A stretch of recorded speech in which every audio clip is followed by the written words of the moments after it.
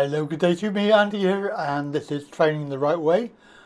Today I'm going to have a look at the Insta360 Studio 2024, the new version. It's basically the same as the old version, but it's been updated with a few things, and I'm going to go through how you use it and whatever, and then I'm going to make another video regarding the things I think that they should put in, because it could be a good piece of software, but unfortunately I think that because it's on the computer, on the PC, they haven't bothered. Most people, if they're doing video editing, they seem to like doing it on the phone, which I don't like at all. As I have a camera, I upload my videos to the computer and I do my editing on the computer, Windows PC. So I have to first of all do a long-winded routine. So I take my footage, I put it into the studio, do the reframing, and then I have to export it out.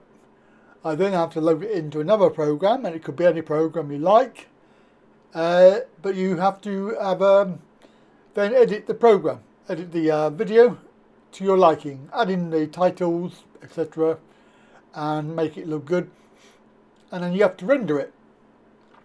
Now, there are applications out there, such as, for example, DaVinci Resolve 18, which will allow you to have 360 video into the actual program, and you can edit the video entirely in DaVinci.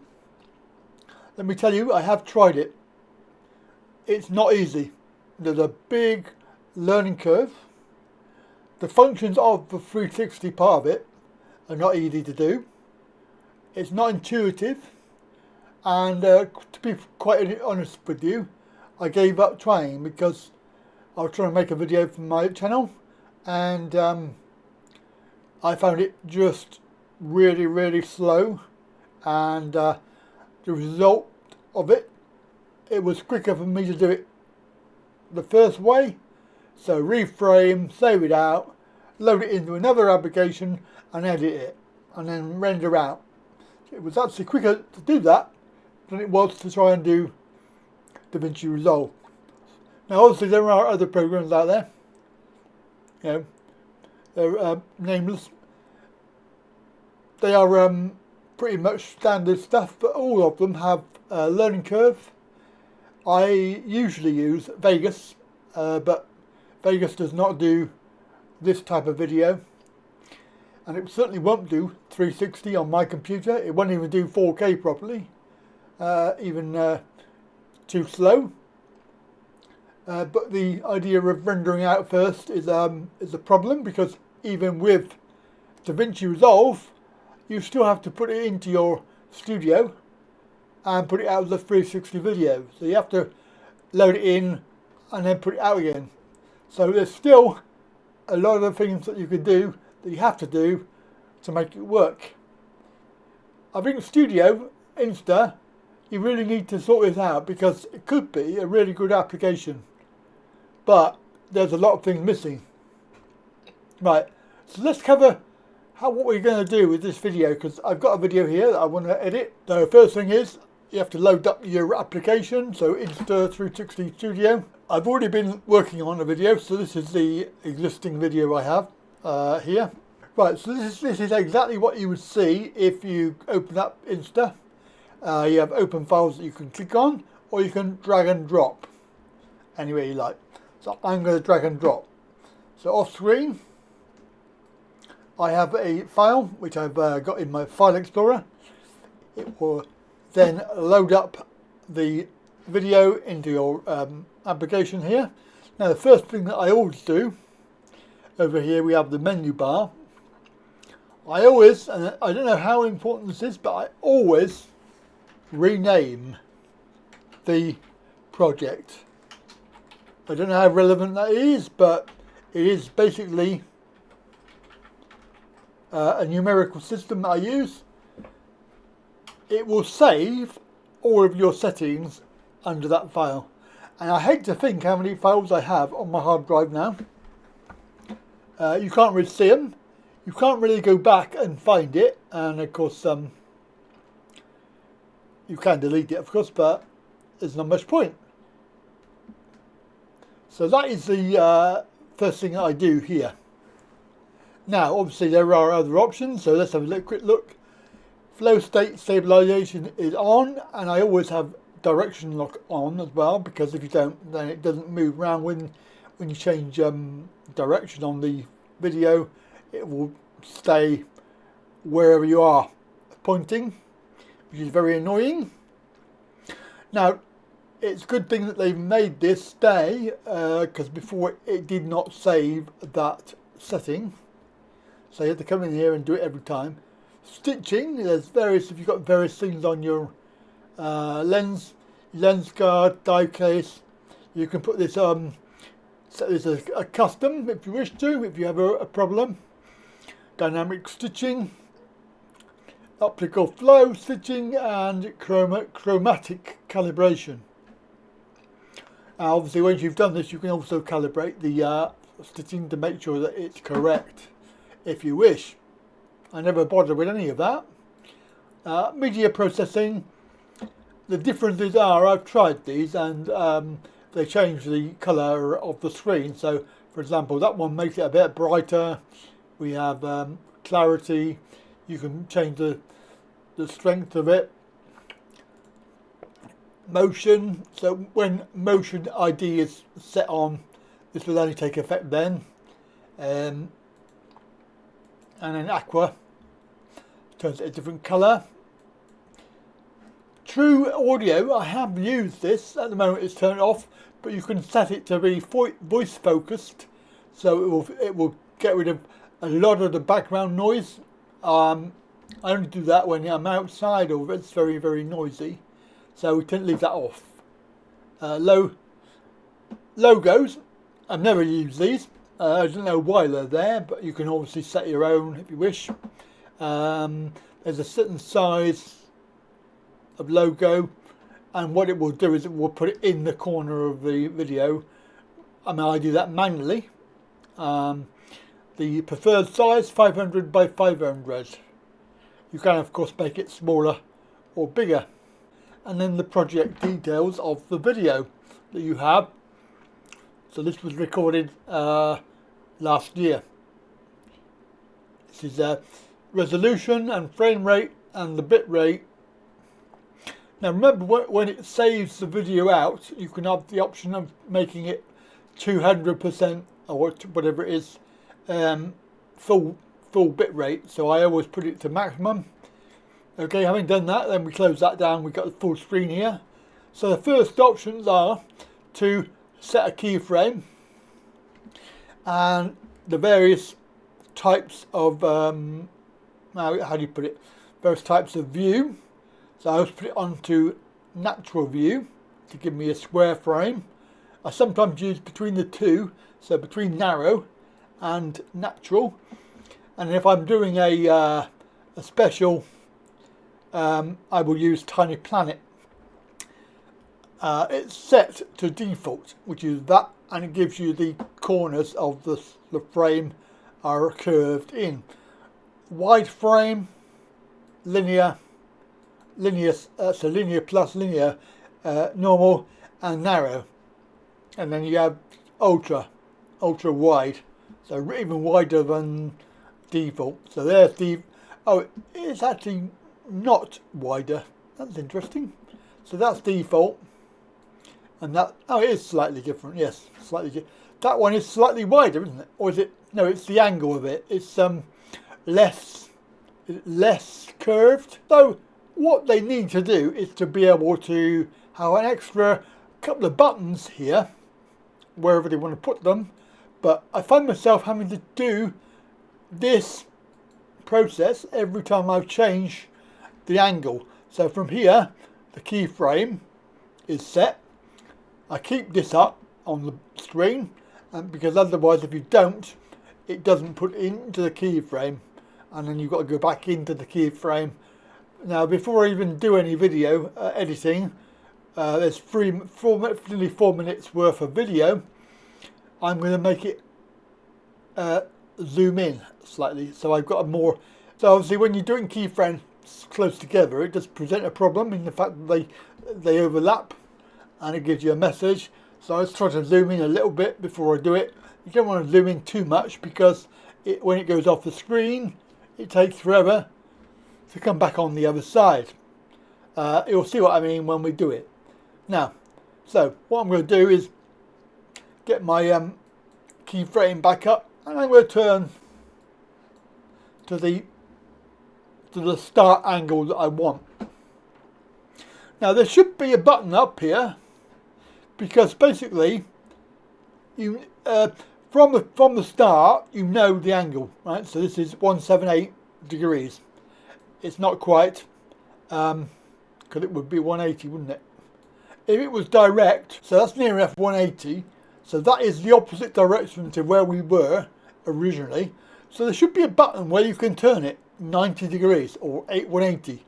Or if you have the clock, 12 o'clock, 6 o'clock angle, and then you want 3 and 9 o'clock.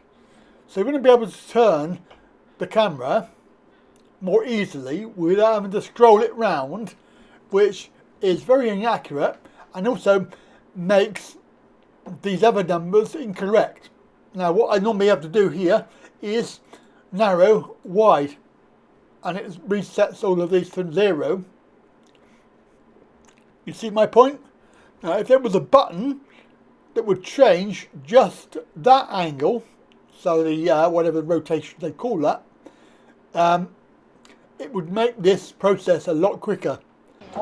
Nice. The audio on this, I'll just say, it's not going to be very good on the video because I actually have to process the audio after I've saved it out, because there was a problem with the camera, or the actual microphone that I was using.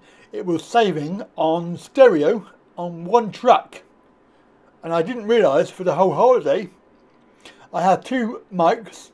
One was on mono, so both tracks, and the other one was on stereo, and it was my preferred choice of stereo microphone, and I didn't realise it was set. So of course I've got to go back into an audio processing application to change the track after the fact. And obviously when you're in the studio you can't really see the audio. You don't know what the audio is going to be like, because it only gives you a little bar here. It does not show you the video or the audio together like it would do in a normal editing program. So it's a very annoying thing. We need to be able to change this so you can see the audio track as well. Wow. Anyway, so we'll let this play through.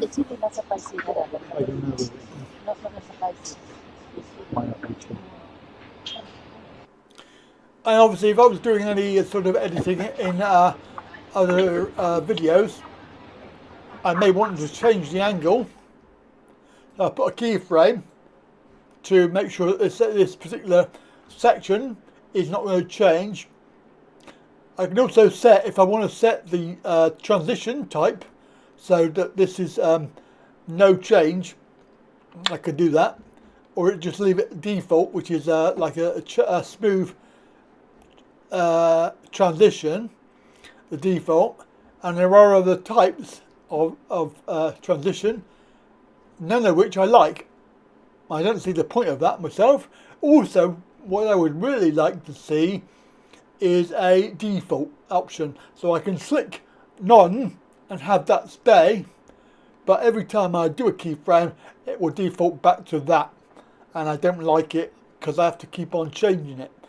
If I want to change it myself, then I would click on the line and then select the item I want. Now the difference between the two is we'll show you a transition anyway. So let's do up to here. What I'm going to do is I'm going to zoom down into the food and then put a keyframe. Now what would happen is this will easily transfer from this view into my new view. Now if I decide that I don't want that, I want to go like a cut version, I can then select none, and then we'll show you that again. So now, bam, it's a cut into the end result. Depending on what you're looking to do with this particular video, I think I'll leave it like that because that's quite good. Now what I might do is a slow draw out to the actual full view. So this will actually be very, very slow and long, as you can see. Zooming out, zooming out.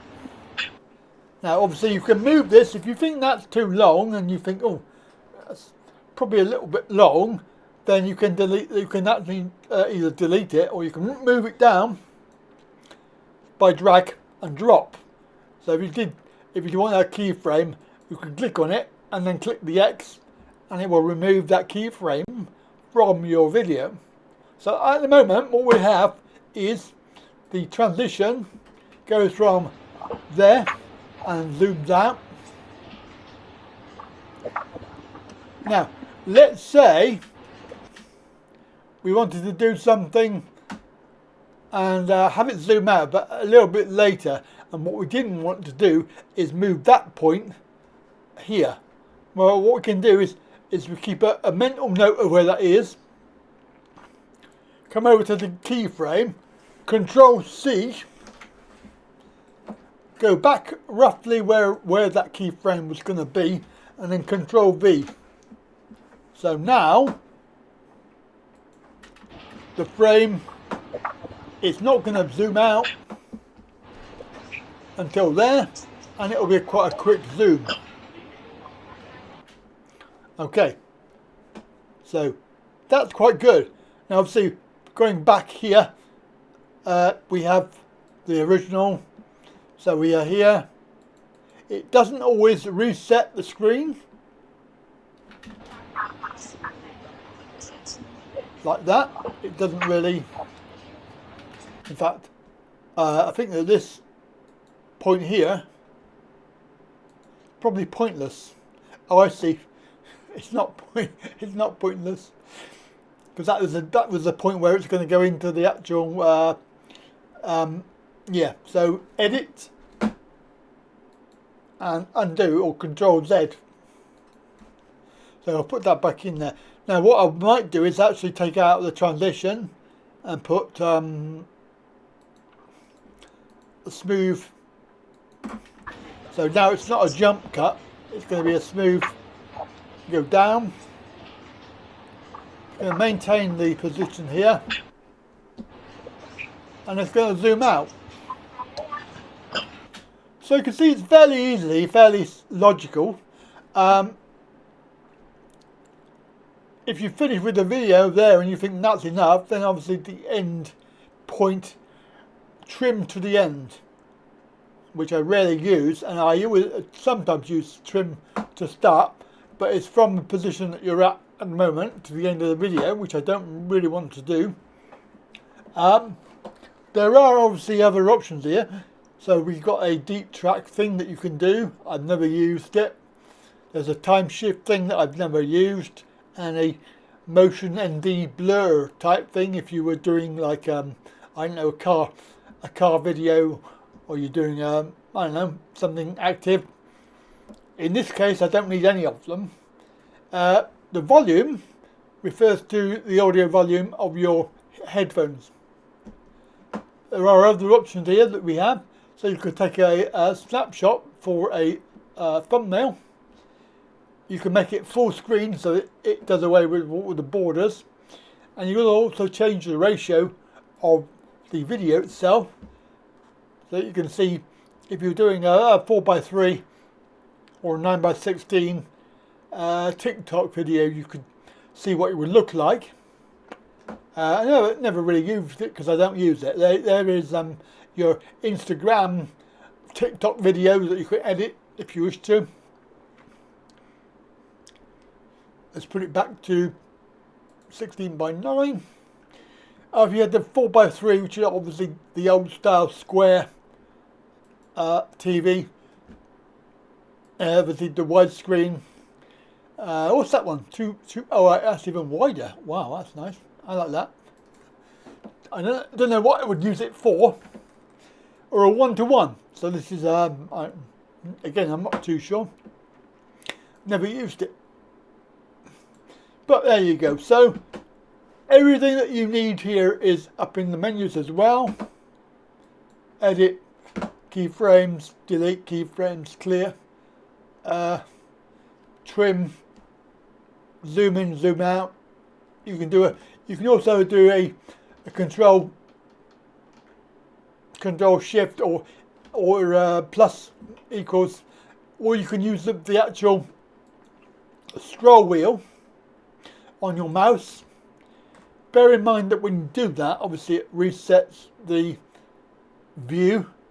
So if we put a keyframe in, you'll see that there's no settings here, and you may need to come back in and reset. Even if you were here and you accidentally do that,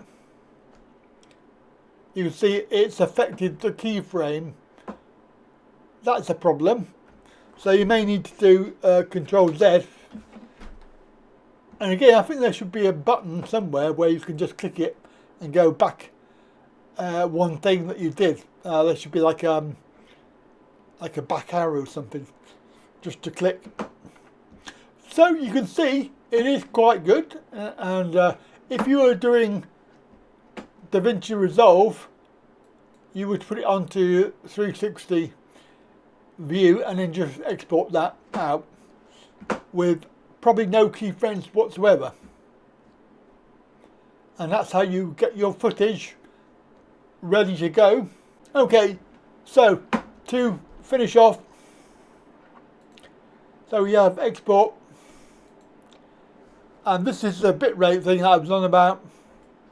So put it up to 200, give it a name, put it in a location, and then we're exporting the reframed video. You would obviously be exporting 360 if you were doing DaVinci Resolve without any editing, and you just click start. I never bother with any of the other items on that, and it will come out with 1080p and ready for whatever software you're going to be using. This will not load into Vegas, I suspect, because of the encoder. So I am experimenting with it because I don't use Vegas for editing this. I use something else called Olive, and I'm quite happy with that. The actual size of it is 5.4 gig, so it's quite large. Bear in mind that that is your edited video, so technically you don't need to do anything else to it. You can just load it in, add your graphics, add your titles, whatever, and export, render, finish video. Obviously, if there is stuff in your video that you want to cut out, then obviously you need to cut that out. But you cannot do it in the studio, which again is another problem. I think it should be a lot better designed, and I'll talk about that in a moment in the other video. So there you go, that's a quick overview tutorial of Studio 2024. It's very, very easy to use. It is very basic though, that's the problem. It's too basic. It's also required because you cannot do any other application like DaVinci unless you do it in this program first, which is why do you need to do that? I don't understand why that's the case. However, hope you enjoyed it, hope it was useful. Comments down below, subscribe, like, whatever, and I'll do another video very soon. Have a very good day. Bye for now.